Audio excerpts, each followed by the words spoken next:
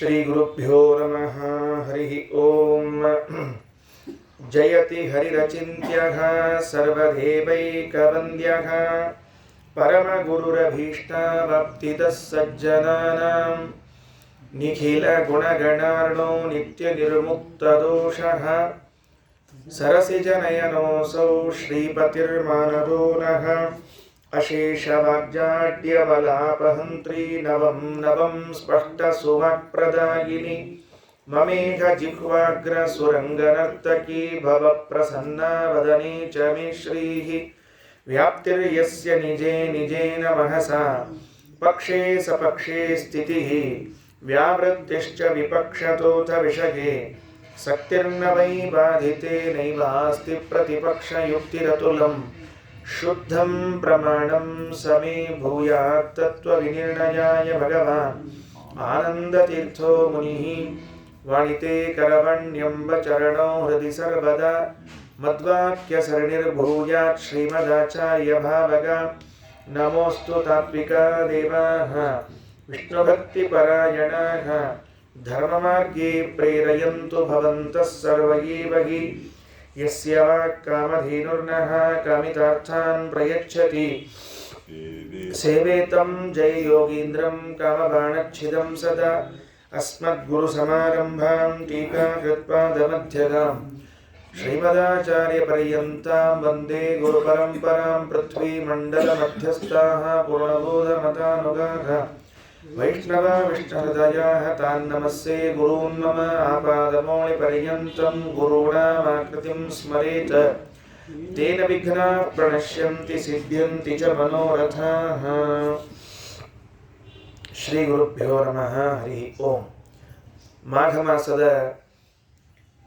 ಒಂದೊಂದು ತಿಥಿಗಳು ಕೂಡ ಒಂದೊಂದು ವಿಶೇಷಗಳಿಂದ ಕೂಡಿದ್ದಾಗಿದೆ. ಮಾಘ ಮಾಸದ ಪಂಚಮಿಯನ್ನು ವಸಂತ ಪಂಚಮಿ ಅಂತ ಕರೀತಾರೆ. ನಿನ್ನೆ ರಥಸಪ್ತಮಿ, ಇವತ್ತು ಭೀಷ್ಮಾಷ್ಟಮಿ, ನಾಳೆ ಮಧ್ವನವಮಿ. ದ್ವಾದಶಿ ದಿವಸ ವಾದಿರಾಜಸ್ವಾಮಿಗಳು ಅವತಾರ ಮಾಡಿರುವಂತಹ ದಿವಸ ಭೀಮದ್ವಾದಶಿ ಅಂತ ಕರೀತಾರೆ. ಅದಾದ ಮೇಲೆ ಹುಣ್ಣಿಮೆ ದಿವಸ ಭಾರತ ಹುಣ್ಣಿಮೆ ಅಂತ ಹೆಸರು. ಅವತ್ತಿನ ದಿವಸ ತ್ರಿವಿಕ್ರಮ ಪಂಡಿತಾಚಾರ್ಯರ ಪುಣ್ಯತಿಥಿ. ಇದಾದ ಮೇಲೆ ಕೃಷ್ಣ ಪಕ್ಷದಲ್ಲಿ ಶಿವರಾತ್ರಿ, ವಿಷ್ಣುತೀರ್ಥರ ಆರಾಧನಾ, ಹೀಗೆ ಒಂದೊಂದು ದಿನಗಳು ಕೂಡ ಮತ್ತೆ ಅತ್ಯಂತ ಮಹತ್ವದ ದಿನಗಳು. ನಾವು ಇವತ್ತು ಮಾಘ ಮಾಸದ ಶುಕ್ಲ ಪಕ್ಷದ ಅಷ್ಟಮಿ ದಿವಸ ಭೀಷ್ಮಾಷ್ಟಮಿ ಅಂತ ಆಚರಣೆ ಮಾಡ್ತಾ ಇದ್ದೇವೆ. ಆ ಭೀಷ್ಮಾಚಾರ್ಯರ ಬಗ್ಗೆ ಒಂದು ಸ್ವಲ್ಪ ಹೊತ್ತು ಕೆಲವು ಮಾತುಗಳನ್ನು ತಿಳಿದುಕೊಳ್ಳೋ ಪ್ರಯತ್ನ. ವೈಯಾಘ್ರ ಪಾದಗೋತ್ರಾಯ ಸಾಂಕೃತ್ಯ ಪ್ರವರಾಯ ಚ ಗಂಗಾಪುತ್ರಾಯ ಭೀಷ್ಮಾಯ ಆಜನ್ಮ ಬ್ರಹ್ಮಚಾರಿಣೇ ಅಪುತ್ರಾಯ ಜಲಂ ದದ್ಮಿ ನಮೋ ಭೀಷ್ಮಾಯ ವರ್ಮಣೇ ಭೀಷ್ಮಃ ಶಾಂತನಮೋ ವೀರಃ ಸತ್ಯವಾದಿ ಜಿತೇಂದ್ರಿಯಃ ಆಭಿರಭಿರವಾಪ್ನೋತು ಪುತ್ರಪೌತ್ರೋಚಿತ ಕ್ರಿಯಾಂ. ಪುರಾಣಗಳಲ್ಲಿ ಬರುವಂತಹ ಒಂದು ಮಾತು, ಸ್ಮೃತಿ ಗ್ರಂಥದಲ್ಲಿ ಬರುವಂತಹ ಒಂದು ಮಾತು. ನಾವೆಲ್ಲರೂ ಕೂಡ ಭೀಷ್ಮರನ್ನು ಆರಾಧಿಸಬೇಕಂತ. ನೋಡಿದರೆ ಭೀಷ್ಮರು ಒಬ್ಬ ಕ್ಷತ್ರಿಯರು. ಹೆಸರಿನಲ್ಲಿ ಮಾತ್ರ ಆಚಾರ್ಯ ಅಂತ ಬಂದಿದೆ, ಭೀಷ್ಮಾಚಾರ್ಯ ಅಂತ ಕರೆಸಿಕೊಳ್ತೇವೆ. ಅವ್ರನ್ನ ಹೇಳ್ತೇವೆ, ನಾವು ಕರಿತೇವೆ. ಭೀಷ್ಮಾಚಾರ್ಯ ಅಂತ ನಾವು ಕರೆದರೂ ಕೂಡ ಅವರು ಮೂಲತಃ ಇದ್ದದ್ದು ಕ್ಷತ್ರಿಯರೇ. ಬ್ರಹ್ಮಚಾರಿಗಳಾಗಿ ಇದ್ದು ಹಾಗೆಯೇ ದೇಹವನ್ನು ತ್ಯಾಗ ಮಾಡಿದವರು. ಅವರಿಗೆ ಮುಂದೆ ಮಕ್ಕಳು ಮೊಮ್ಮಕ್ಕಳು ಯಾರೂ ಇಲ್ಲ. ಆ ಮಕ್ಕಳು ಮೊಮ್ಮಕ್ಕಳು ಇದ್ದಾಗ ಏನು ಶ್ರಾದ್ದಾದಿ ಕರ್ಮಗಳಿಂದ ಅವರಿಗೆ ಸದ್ಗತಿಯನ್ನು ಉಂಟು ಮಾಡಬೇಕು. ಲೋಕದಲ್ಲಿ ನಾವೆಲ್ಲ ಹೇಗೆ ನಮ್ಮ ಪಿತೃಪಿತಾಮಹ ಪ್ರಪಿತಾಮಹರಿಗೆ ಉತ್ತರ ಕಾಲದಲ್ಲಿ ಶ್ರಾದ್ದಾದಿಗಳನ್ನು ಮಾಡಿ ಅವರಿಗೊಂದು ಸದ್ಗತಿಗೆ ಸಾಧನೆ ಮಾಡಿಕೊಳ್ತೇವೋ, ಹಾಗೆ ಯಾರೂ ಇಲ್ಲ ಭೀಷ್ಮಾಚಾರ್ಯರಿಗೆ ಮಾಡಲಿಕ್ಕೆ. ಅದಕ್ಕೆ ಶಾಸ್ತ್ರದಲ್ಲಿ ಏನು ವಿಧಾನ ಮಾಡಿದರು ಅಂದರೆ, ಅವರ ಉತ್ತರ ಕಾಲದಲ್ಲಿ ಭೀಷ್ಮಾಚಾರ್ಯರು ಇವತ್ತೇನು ದೇಹತ್ಯಾಗ ಮಾಡಿದರು, ಅವರು ಮಾಡಿದ್ರಿಂದ ಪ್ರತಿ ವರ್ಷ ಮಾಘ ಮಾಸ ಶುಕ್ಲ ಪಕ್ಷ ಅಷ್ಟಮಿ ಎಲ್ಲರೂ ಅವರ ಹೆಸರಿನಲ್ಲಿ ತರ್ಪಣ ಕೊಡಬೇಕು ಅಂತ ಮಾಡಿದರು. ಎಲ್ಲರೂ ಅಂದರೆ ಯಾರು ತರ್ಪಣ ಕೊಡೋರು? ತರ್ಪಣ ಕೊಡಲಿಕ್ಕೆ ಅಧಿಕಾರ ಇದ್ದದ್ದು ತಂದೆ ತಾಯಿಗಳು ಇಲ್ಲದವರು. ಆದರೆ ಭೀಷ್ಮಾಚಾರ್ಯರಿಗೆ ತರ್ಪಣ ಕೊಡಬೇಕಾದವರು ತಂದೆ ತಾಯಿಗಳು ಇದ್ದವರು ಕೊಡಬೇಕು, ಇಲ್ಲದೇ ಇದ್ದವರು ಕೊಡಬೇಕು ಅಂತ ವ್ಯವಸ್ಥೆಯನ್ನು ಮಾಡಲಾಗಿದೆ. ಇದ್ದವರು ಅಕ್ಕಿಯನ್ನು ತೆಗೆದುಕೊಂಡು ತರ್ಪಣವನ್ನು ಕೊಡಬೇಕು, ಇಲ್ಲದೇ ಇದ್ದವರು ಎಳ್ಳಿನಿಂದ ಕೊಡಬೇಕು ಅಂತ ಹೇಳುವಾಗ ಎಂತಹ ಮಾತಿನಿಂದ ಅವರಿಗೆ ತರ್ಪಣವನ್ನು ಕೊಡ್ತಾ ಇದ್ದದ್ದು ಅಂದರೆ ವೈಯಾಘ್ರಪಾದ ಗೋತ್ರಾಯ, ಅವರ ಗೋತ್ರ ವೈಯಾಘ್ರಪಾದ ಗೋತ್ರ ಅಂತ. ನಮ್ಮಲ್ಲೆಲ್ಲ ಹೆಂಗೆ ಬ್ರಾಹ್ಮಣರಲ್ಲಿ ವಸಿಷ್ಠ, ವಿಶ್ವಾಮಿತ್ರ, ಕಶ್ಯಪ, ಭರದ್ವಾಜ, ಅತ್ರಿ ಹಿಂಗೆಲ್ಲ ಗೋತ್ರಗಳಿವೆಯೋ ಹಾಗೆ ಕ್ಷತ್ರಿಯರಲ್ಲೂ ಗೋತ್ರ ಇದೆ. ವೈಯಾಘ್ರಪಾದ ಅಂತ ಒಂದು ಗೋತ್ರ. ಆ ವೈಯಾಘ್ರಪಾದ ಗೋತ್ರದಲ್ಲಿ ಇರುವಂಥವರು. ಮತ್ತು ಗಂಗಾಪುತ್ರಾಯ ಭೀಷ್ಮಾಯ, ಗಂಗೆಯ ಮಗನಾಗಿರುವಂಥ ಭೀಷ್ಮಾಚಾರ್ಯರು ಅಂತ ತಿಳಿಸಿಕೊಡ್ತಾರೆ. ಆ ಜನ್ಮ ಬ್ರಹ್ಮಚಾರಿಣಿ. ಈ ಎರಡು ವಿಶೇಷಣಗಳು ಅವರ ಜೀವನದಲ್ಲಿ ಆದ ಘಟನೆಗಳನ್ನೆಲ್ಲ ನಮಗೆ ತೋರಿಸಿಕೊಡ್ತದೆ. ಗಂಗಾಪುತ್ರಾಯ ಭೀಷ್ಮಾಯ ಅಂತಂದರೆ ಗಂಗೆಯ ಮಗನಾಗಿ ಭೀಷ್ಮರಾಗಿ ಹುಟ್ಟಿದ್ರಂತೆ. ಏನಾಯಿತು, ಅಷ್ಟವಸುಗಳು 8 ಜನ ವಸುದೇವತೆಗಳು ಅಂತ ಇದ್ದಾರೆ. ಆ 8 ಜನ ವಸುದೇವತೆಗಳಲ್ಲಿ ದ್ಯೂ ಎಂಬ ಹೆಸರಿನ ಒಬ್ಬ ವಸು ಇದ್ದಾರೆ. ಒಂದೇ ಅಕ್ಷರದ ಹೆಸರನ್ನು ಇಟ್ಟುಕೊಂಡವರು, ದ್ಯೂ ನಾಮಕ ವಸು. ದ್ಯೂ ಅಂತ. ಸಾಮಾನ್ಯ ಒಂದು ಅಕ್ಷರದ ಹೆಸರು ಇಟ್ಟುಕೊಳ್ಳೋದು ಕಡಿಮೆ ನಮ್ಮಲ್ಲೆಲ್ಲ. 2 ಅಕ್ಷರ ಇರಬೇಕು ಮಿನಿಮಮ್. ರವಿ, ಚಂದ್ರ, ಶಶಿ ಹಿಂಗೆ 2 ಅಕ್ಷರ ಇರಬೇಕು. ದೇವತೆಗಳಲ್ಲಿ ದ್ಯೂ ಎಂಬ ಒಂದೇ ಅಕ್ಷರದ ಹೆಸರನ್ನು ಇಟ್ಟುಕೊಂಡಿರುವಂತಹ ದೇವತೆ ದ್ಯುನಾಮಕ ದೇವತೆ, ವಸುದೇವತೆ. ಅವರ ಹೆಂಡತಿ ವರಾಂಗಿ ಅಂತ ಅವರ ಹೆಸರು. ಗಂಡ ಹೆಂಡತಿಯರು ಅನ್ಯೋನ್ಯವಾಗಿ ಪ್ರೀತಿಯಿಂದ ಇದ್ದವರು. ದೇವತೆಗಳಲ್ಲಿ ಗಂಡ ಹೆಂಡತಿಯರು ಇವರು ನಿಯತರಾದದ್ದರಿಂದ ಯಾವಾಗಲೂ ಸಂತಸದಲ್ಲೇ ಇರುವಂಥವರು. ಆ ವರಾಂಗಿ ಎನ್ನುವಳು ಆಗಾಗ ಭೂಮಿಗೆ ಬಂದು ಹೋಗ್ತಾ ಇದ್ಲಂತೆ. ಹೋಗುವಾಗ ಒಬ್ಬ ಗೆಳತಿ ಆದವಳಿಗೆ, ಅವಳು ಒಬ್ಬ ರಾಜನ ಹೆಂಡತಿ. ಅವಳ ಹೆಸರೇನು ಅಂತ ಕೇಳಿದ್ರೆ ಅವಳಿಗೂ ವರಾಂಗಿ ಅಂತ ಹೆಸರಿತ್ತಂತೆ. ಅದು ವರಾಂಗಿ ಅಂದರೆ ಶ್ರೇಷ್ಠವಾದ ಅಂಗವುಳ್ಳವಳು ಅಂತ. ನೋಡಿದ್ರೆ ಚಂದ ಇದ್ಲು ಕಾಣಿಸ್ತದೆ, ಅದಕ್ಕೆ ವರಾಂಗಿ ಅಂತ ಹೆಸರಿಟ್ಟಿದ್ರು. ಅದು ಬರ್ತಾ ಹೋಗ್ತಾ ಏನಾಯಿತು ಅಂದರೆ ಆ ಭೂಲೋಕದ ವರಾಂಗಿಗೆ ವಯಸ್ಸಾದಂತೆ ಕೂದಲೆಲ್ಲ ಬೆಳ್ಳಗಾಗ್ಲಿಕ್ಕೆ ಶುರುವಾದವು, ಮೈಯೆಲ್ಲ ಸುಕ್ಕುಗಟ್ಲಿಕ್ಕೆ ಶುರುವಾಯಿತು. ಹಿಂಗೆ ವ್ಯತ್ಯಾಸ ಆದ ಕೂಡಲೇ ಇವಳನ್ನು ಅವಳು ನೋಡಿದ್ಲಂತೆ. ಅಲ್ಲ, ನಾನು ನೋಡಿದ್ರೆ ವಯಸ್ಸಾದಂತೆ ಹಿಂಗೆ ಆಗ್ಲಿಕತ್ತೀನಿ, ನೀನು ಮಾತ್ರ ಏನು ವ್ಯತ್ಯಾಸ ಆಗ್ತಿಲ್ಲಲ್ಲ, ಹೆಂಗಿದೆ ಇದು ಅಂತ ಕೇಳಿದ್ಲಂತೆ. ಅದಕ್ಕೆ ಆ ದ್ಯುನಾಮಕ ವಸುವಿನ ಹೆಂಡತಿ ಹೇಳ್ತಾಳೆ, ನಾವು ವಸಿಷ್ಠರ ಒಂದು ಆಕಳಿದೆ ಕಾಮಧೇನು ಅಂತ, ಅದರ ಹಾಲನ್ನು ಕುಡಿದರೆ 10,000 ವರ್ಷಗಳ ಕಾಲ ತಾರುಣ್ಯ ಹಾಗೇ ಇರ್ತದೆ ಅಂತ ಹೇಳಿದ್ರಂತೆ. 10,000 ಇಯರ್ ತಾರುಣ್ಯ ಹಾಗೆ ಇರಬೇಕಾದ್ರೆ ನೋಡ್ರಿ, ಇವತ್ತು ನಾವು ತರುಣರಾಗಿರಬೇಕು ಅಂತ ಎಷ್ಟೆಲ್ಲ ಟ್ರೈ ಮಾಡ್ತೀವಿ, ತರುಣರಾಗಿರಂಗಿಲ್ಲ. ಅದು ಇರಬೇಕು ಅನ್ನೋದಕ್ಕೆ ಎಷ್ಟು ಪ್ರಯತ್ನ ಮಾಡ್ತಿರ್ತೇವೆ ಅಂದರೆ, ಕೂದಲು ಬೆಳ್ಳಗಾದರೆ ಅದನ್ನು ಕರಿ ಮಾಡ್ಲಿಕ್ಕೆ ಹೋಗ್ತೀವಿ ಮೊದಲು. ಹಲ್ಲು ಬಿದ್ದು ಹೋದರೆ ಸೆಟ್ ಹಾಕ್ಸ್ಕೊಂಡು ಕಟ್ಸ್ಕೋತೀವಿ. ಅದಾದ ಮೇಲೆ ಎಲ್ಲಾದರೂ ಮುಖದಲ್ಲಿ ಸುಕ್ಕು ಬಿದ್ದಿದ್ರೆ ಬಣ್ಣ ಗಿಣ್ಣ ಹಚ್ಕೊಂಡು ಅದು ಕಾಣಿಸ್ಲಾರ್ದಂಗೆ ಮಾಡ್ಕೋತೀವಿ. ಬೆನ್ನು ಬಾಗಿದ್ರೆ ಎತ್ಕೊಂಡು ನಡ್ಕೊಂಡು ಹೋಗ್ತೀವಿ. ಯಾಕೆಂದ್ರೆ ನಾವು ತರುಣರು ಅಂತ ಅನ್ಸ್ಕೊಳ್ಬೇಕು ಅಂತ ಭಾರಿ ಪ್ರಯತ್ನ. ಗಂಡ ಮನೆಯಿಂದ ಹೊರಟಿದ್ದಂತೆ. ಹೋಗುವಾಗ ಹೆಂಡತಿ ಜೋರ್ಲಿಕ್ಕೆ ಹೋಗಿಲ್ಲಂತೆ. ಏನ್ರಿ ವಯಸ್ಸಾಗಿದೆ ನೋಡ್ಕೊಂಡು ಹೋಗ್ರಿ ಅಂತ ಹೇಳಿದ್ಲಂತೆ. ಅದಕ್ಕೆ ಅವ್ನ ಗಂಡ ಹೇಳಿದ್ದಂತ, ನೋಡು ನನಗೆ ವಯಸ್ಸಾಗಿದ್ದು ನೀನು ಒಬ್ಬಕಿಗೆ ಗೊತ್ತದ, ಊರ್ ಮಂದಿಗೆ ತಿಳಿಸೋ ಹಂಗೆ ಯಾಕೆ ಕೂಗ್ತಿ ಅಂತ ಕೇಳಿದ್ನಂತಮ್ಮ. ಅದಕ್ಕೆ ಊರ್ ಮಂದಿಗೆ ತಿಳಿಯೋ ಹಂಗೆಲ್ಲ ಕೂಗ್ಲಿಕ್ಕೆ ಹೋಗಬೇಡ, ನಿಂಗೆ ಒಬ್ಬಕಿಗೆ ಗೊತ್ತಾರ ಸಾಕು ಅಂತ ಹೇಳಿದಂತೆ. ಹಾಗಾಗಿ ನಾವು ಸದಾ ತರುಣರಾಗಿರಬೇಕು ಅಂತ ಇಚ್ಛೆ ಪಡೋರು. ಅದೇ ರೀತಿಯಾಗಿ ಅವರೆಲ್ಲ ದೇವತೆಗಳಿಗೆ ಅದು ಹಾಲಿನ ವ್ಯವಸ್ಥೆ, ಕಾಮಧೇನುವಿನ ಹಾಲನ್ನು ಕುಡಿದಾಗ 10,000 ವರ್ಷಗಳ ಕಾಲ ದೀರ್ಘವಾಗಿ ತಾರುಣ್ಯದಲ್ಲಿ ಇರಬಹುದು ಅಂತ. ಈಕೇನಂದು, ಮತ್ತು ನಿಮ್ಮ ಗೆಳತಿ ಅಂತಿ ನನಗೊಂದು ಸ್ವಲ್ಪ ತಂದು ಕೊಡಬಾರ್ದೇನು ಅಂತ ಕೇಳಿದ್ಲು. ಆಯಿತು ಅಂತ ಈ ಹೆಣ್ಮಗಳು ಹೋಗಿ ಕೇಳಬೇಕಾ ಎಲ್ಲಾದರೂ, ಮತ್ತೆ ಏನ್ರಿ ನಮ್ಮ ಗೆಳತಿಗೆ ಒಂಚೂರು ಹಾಲು ಕೊಡೋಣ್ರಿ ಅದರದ್ದು ಅಂತೆಲ್ಲ ಪಾಪ ಪೂರ್ವ ಪ್ರಸ್ತಾಪ ಪೀಠಿಗೆ ಗಿಟಿಗೆ ಎಲ್ಲ ಹಾಕಿ ಹೇಳಿದ ಮೇಲೆ ಗಂಡ ಅಂತ, ನೋಡು ಅದು ವಸಿಷ್ಠರ ಆಕಳು, ದೇವತೆಗಳಿಗೆ ಮಾತ್ರ, ಮನುಷ್ಯರಿಗೆ ಸರ್ವಾತ್ಮ ಇಲ್ಲ, ಬೇಡ ಅಂತ ಹೇಳಿದ್ರು. ಕೇಳಲಿಲ್ಲ, ಹಠ ಮಾಡಿದ್ಲು. ಈಗ ಹೋಗಿ ಅವ್ರನ್ನಾಗ ಹಾಲಿಸ್ಕೊಂಡು ಬರ್ಲಿಕ್ಕೆ ಬರೋಂಗಿಲ್ಲ, ಅದಕ್ಕೊಂದು ಕೆಲಸ ಮಾಡೋಣಂತೆ. 1 ದಿವಸದ ಮಟ್ಟಿಗೆ ಅವ್ರ ಆಕಳ ತೊಗೊಂಡು ಬಂದು ಹಾಲು ಹಿಂಡ್ಕೊಂಡು ಹೊಳ್ಳಿ ಕೊಟ್ಬಿಟ್ರಾಯಿತು ಅಂತ ಆಕಳನ್ನು ಕದ್ದುಕೊಂಡು ಬರೋ ವಿಚಾರಕ್ಕೆ ಹೋದ್ರಂತೆ. ಇದು ಯಾಕೆ ಬೇಕಾಗಿತ್ತು? ಹಿಂಗೆ ಆಗ್ತಿರ್ತದ್ರಿ. ಅವ ಭೂಲೋಕದಲ್ಲಿದ್ದ ರಾಜ ಸುವಿಂದ ಅಂತ, ಸುವಿಂದನ ಹೆಂಡತಿ ವರಾಂಗಿ ಅಂತ. ಆಯಿತು, ಕದ್ಕೊಂಡು ಬರೋಣ ಅಂತ ಹೋದರು. ದ್ಯುನಾಮಕ ವಸುವಿಗೆ ಧೈರ್ಯ ಸಾಲಿಲ್ಲ. ಒಬ್ಬನಿಗೆ ಹೋಗ್ಬಿಡೋಣ, ಸಿಕ್ಕ ಹಾಕೊಂಡ್ಬಿಡೋಣ, ಆಮೇಲೆ ಅವರೆಲ್ಲರೂ ಬಡ್ದು ಬಿಡೋಣ. ಅದಕ್ಕೇನು ಮಾಡೋದು ಅಂದ್ರೆ ಒಂದು 8-10 ಮಂದಿ ಸೇರಿಸ್ಕೊಂಡು ಹೋಗೋಣ ಅಂತ ತಮ್ಮ 7 ಜನ ತಮ್ಮಂದರನ್ನ ಕರ್ಕೊಂಡು ಹೋದ್ರಂತೆ.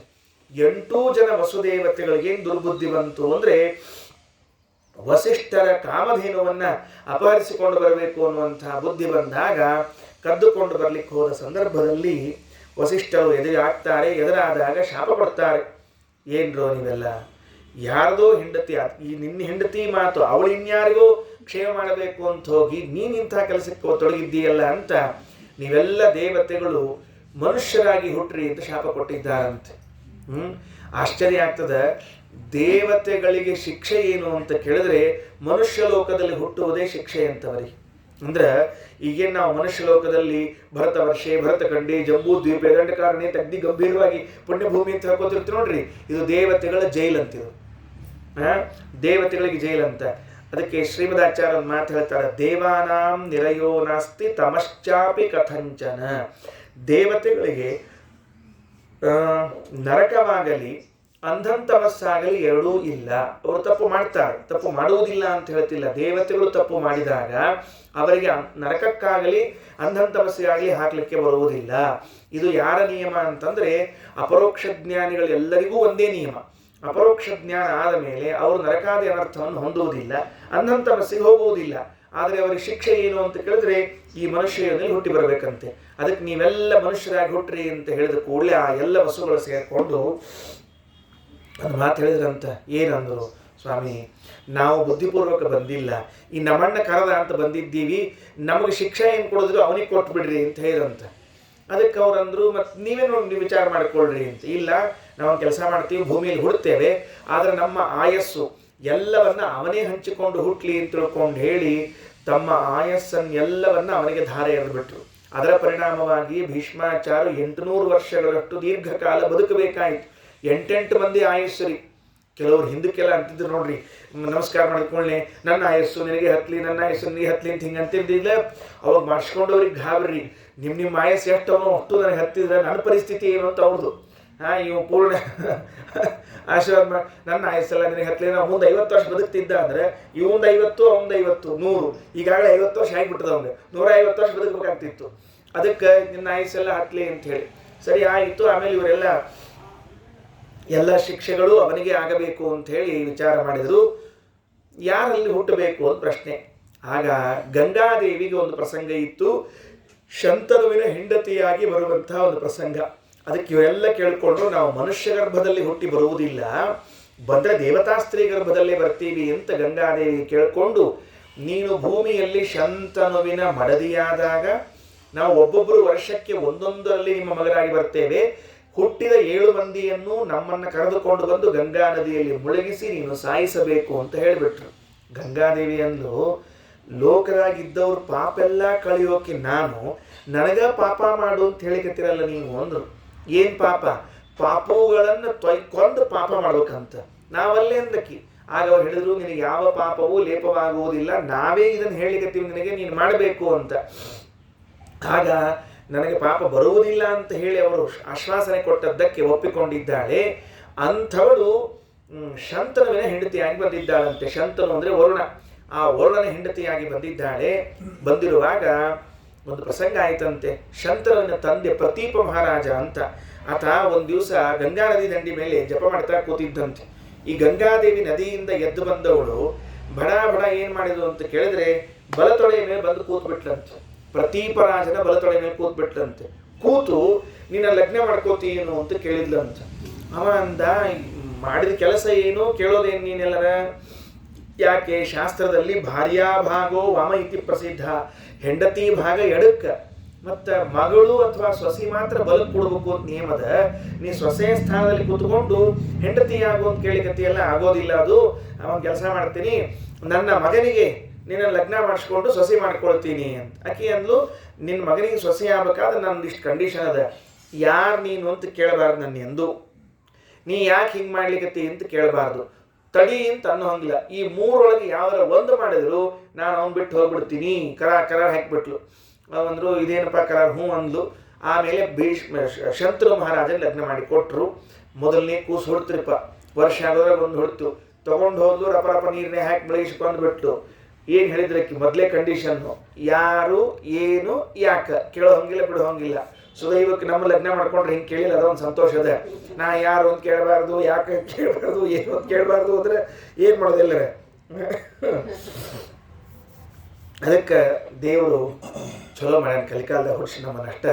ಹೀಗಾಗಿ ಏನಾಯಿತು, ಅದು 1 ಆಯ್ತು, 2 ಆಯ್ತು, 3 ಆಯ್ತು, 7ನೇ ಕೂಸು ಆದಮೇಲೆ 8ನೇ ಕೂಸು ಅವಳು ಕೊಲ್ಲಬೇಕು ಅಂತ ಇದ್ದಿದ್ದಿಲ್ಲ. ಯಾಕೆಂದರೆ ಆ ದ್ಯುನಾಮಕ ವಸ್ತುಗಳು ಹುಟ್ಟಿ ಬರಬೇಕು.